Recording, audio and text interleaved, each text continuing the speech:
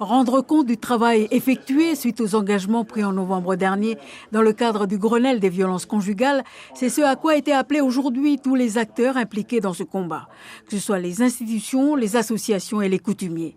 Les violences conjugales et plus largement intrafamiliales sont toujours à la hausse et selon la gendarmerie, ces faits sont de 2 pour 1000 habitants en métropole et plus du double en Nouvelle-Calédonie.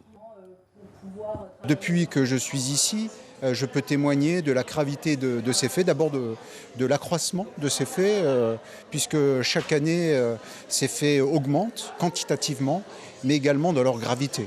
J'ai été témoin effectivement d'homicides au sein de la cellule familiale, de coups et blessures volontaires avec des sabres d'abattis.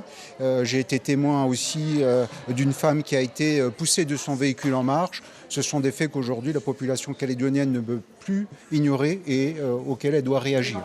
Chacun dans son domaine de compétences a livré ce qui a avancé. Parmi les nombreux exemples en province sud, la création d'un centre d'hébergement d'urgence, la mise en place de structures d'accueil familial en province des îles, le dispositif mobile solidaire de la Croix-Rouge, l'appui technique de l'OPT dans les dispositifs d'alerte, la création d'un site internet et beaucoup d'autres encore.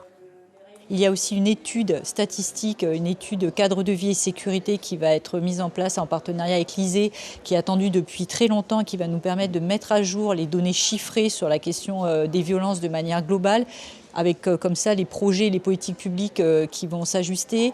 Et nous allons aussi mettre en place sur le terrain un bus qui va aller à la rencontre des populations sur la Grande Terre, mais aussi aux îles, en collaboration avec la Croix-Rouge.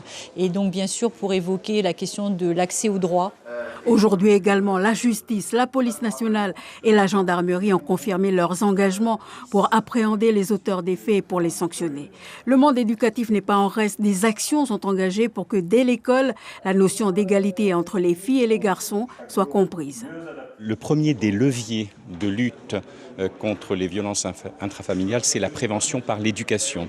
Et l'éducation qui doit prendre comme axe dominant l'éducation à l'égalité entre les filles et les garçons. Et cela, ça doit se traduire dans les faits, dans la réalité des établissements. Et une des actions qui a été mise en place depuis quelques années, mais qui prend de l'ampleur, c'est de labelliser des établissements qui s'engagent dans la démarche d'éducation à l'égalité entre les filles et les garçons. Et par souci d'efficacité, le Sénat coutumier a de son côté insisté sur la nécessité de travailler ensemble. Tous se retrouveront en novembre prochain. D'ici là, des ateliers vont se constituer et continuer à travailler sur cette grande cause calédonienne.